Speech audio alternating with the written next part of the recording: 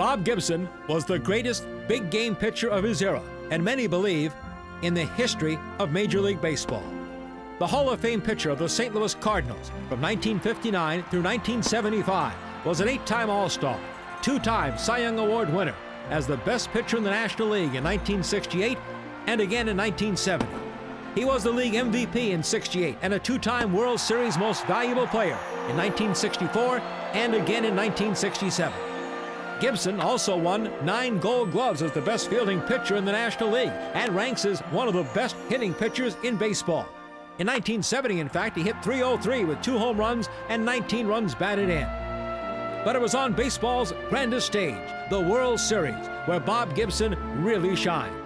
In the Fall Classics of 1964, 1967, and '68, he won 7 straight games, including pitching the final clinching game 7 victories in 1964 and 1967.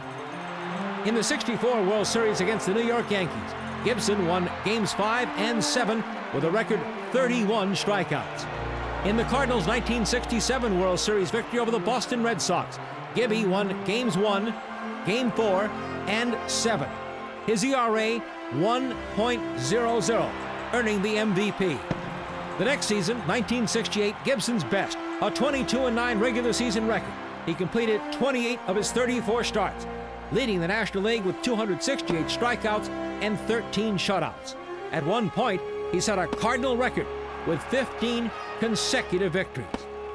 In that year's World Series against Detroit, Gibson defeated the Tigers' 30-game winner Denny McLain in games 1 and 4.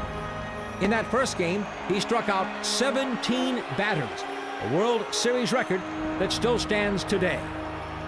On July 17, 1974, Gibson struck out Cesar Geronimo with a 3,000th strikeout of his career, and in 1981 was voted into the Baseball Hall of Fame. Gibby was ranked number 31 by the Sporting News in their list of the 100 greatest baseball players of all time. Ladies and gentlemen, St. Louis Cardinal legend, number 45, Bob Gibson.